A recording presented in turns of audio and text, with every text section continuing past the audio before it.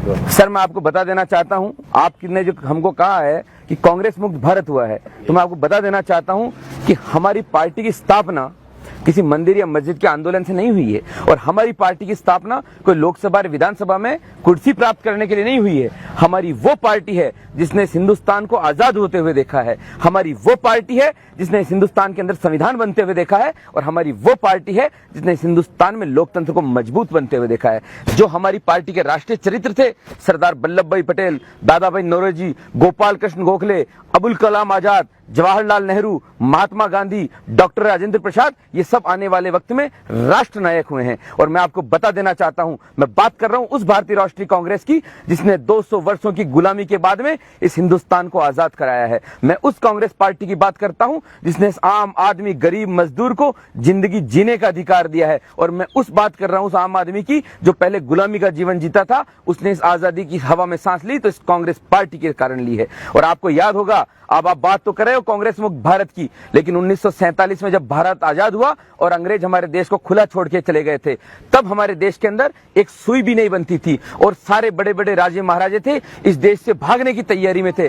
तब कमान संभाली कांग्रेस के नेता सरदार पटेल और जवाहरलाल नेहरू ने और इस देश को मजबूत हिंदुस्तान बनाया और हिंदुस्तान को संविधान दिया, हिंदुस्तान को ऐसी मुकम्मल व्यवस्था दी ताकि आज भी एक हिंदुस्तान सशक्त रूप में है। आपको याद होना चाहिए, जब जवाहरलाल नेहरू जी के बाद में कमान संभाली धरती के लाल बहादुर शास्त्री ने और उन्होंने जय जवान और जय किसान का नारा दिया और उनके नेतृत्व में हमने 1965 में पाकिस्तान को धूल चटाई और कांग्रेस की गौरवमयी परंपरा ऐसे खत्म नहीं हुई। और उसके बाद में जब जवाहरलाल नेहरू के बाद में लाल बहादुर शास्त्री आए और शास्त्री जी के बाद में कमान संभाली दुनिया की सबसे मजबूत प्रधानमंत्री, आयरन लेडी जिसे कहा गया, आदरणीय इंदिरा गांधी जी ने, और उनके नेतृत्व में जो कल्याणकारी कार्य हुए 1969 के अंदर आपने सबसे पहले बैंकों का राष्ट्रीयकरण किया। उस वक्त पैसा सभी बड़े व्यापारियों के पास में हुआ करता था, आपने वो पैसा आम आदमी तक पहुंचाया, आपने ये योजनाएं दी और ये आपकी कार्यकुशलता का ही परिणाम था कि 1971 में हमने पाकिस्तान को हराया नहीं, हमने पाकिस्तान के 2 टुकड़े कर दिए और एक देश दूसरा देश बना दिया, बांग्लादेश। पूरी दुनिया में ऐसा आपको उदाहरण नहीं मिलेगा। और आप देखिए उनकी जो उद्यमशीलता थी, लोक कल्याणकारी नीतियां थी और नेतृत्व क्षमता थी, उन्होंने कांग्रेस पार्टी और हिंदुस्तान के लिए लड़ाई लड़ी। और कई परिस्थितियां हुई कांग्रेस पार्टी के साथ में, जब 1977 के अंदर जनता पार्टी की सरकार हमारे देश के अंदर आई और उन्होंने तमाम षड्यंत्र लगा लिए इंदिरा गांधी को घेरने की और पूरे कांग्रेस पार्टी को खत्म करने का। उसके बाद में भी उन्होंने लड़ाई लड़ी, आम आदमी, गरीब, मजदूर और किसान की लड़ाई लड़ी। और मैं गांव का किस्सा सुनाना चाहूंगा, वो था बेलछी गांव का किस्सा। एक गांव जिसने इंदिरा गांधी और पूरी कांग्रेस पार्टी को हिंदुस्तान में वापस स्थापित कर दिया, वो था बिहार के सुदूर में स्थापित बेलछी ग्राम। वहां पे पीड़ितों से मिलने जब इंदिरा गांधी हाथी पे बैठ के गई तो वहां का दृश्य इस प्रकार था कि वहां पे सड़कें नहीं थी, आने जाने के साधन नहीं थे।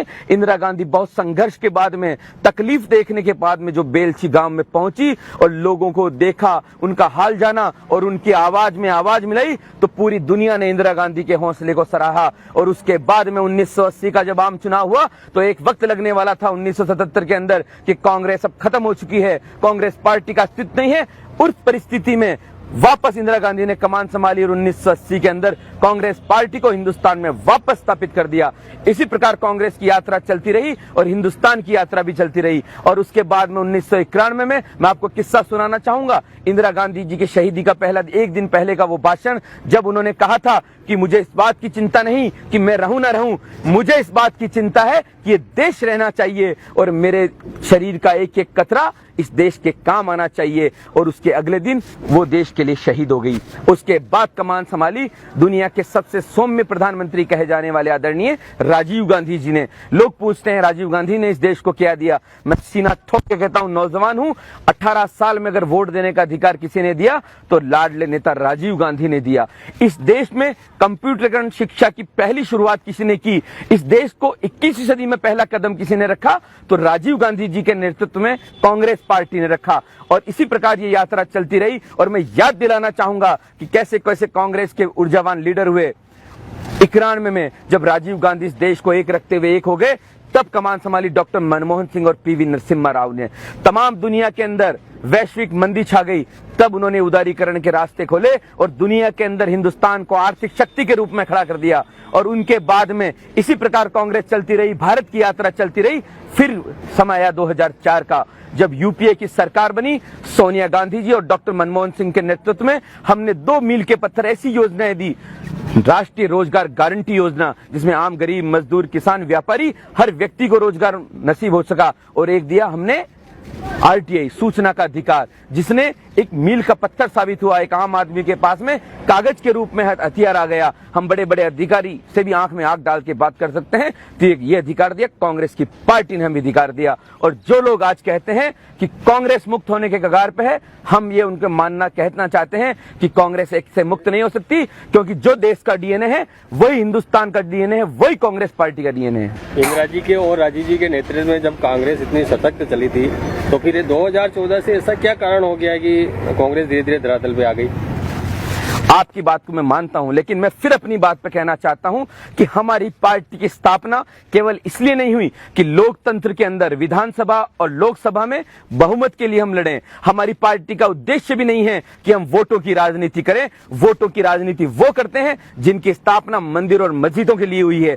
अरे हमारी पार्टी की स्थापना जब 1885 में हुई थी, तब भी ये बात था, तब भी यही उद्देश्य था कि एक आम गरीब किसान मजदूर और हिंदुस्तान के लोगों का इकबाल हमें बुलंद करना है। और आज भी हमारा उद्देश्य यही है। मैं मानता हूं कि वर्तमान में हमारे नेता लोगों के पास में अपनी अपील पहुंचाने में नाकामयाब रहे, लेकिन उससे कोई फर्क नहीं पड़ता है।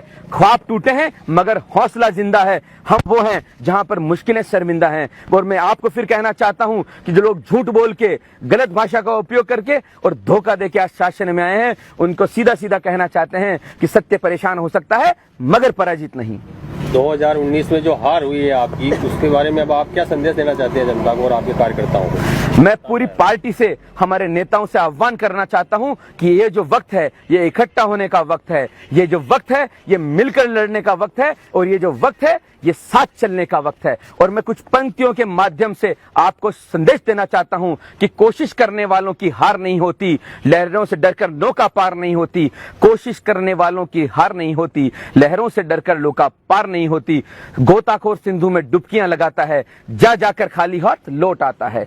गोताखोर सिंधु में डुबकियां लगाता है, जा जाकर खाली हाथ लौट आता है। मुट्ठियां उसकी खाली हर बार नहीं होती। कोशिश करने वालों की कभी हार नहीं होती। असफलता एक चुनौती है, उसे स्वीकार करो।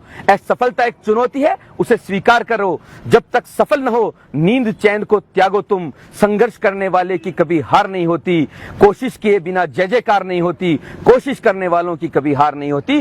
कोशिश करने वालों की कभी हार नहीं होती। और मैं आपको विश्वास दिलाता हूं, पहला भी अच्छा वक्त कांग्रेस का था और आने वाले वक्त में वापस कांग्रेस पार्टी आएगी।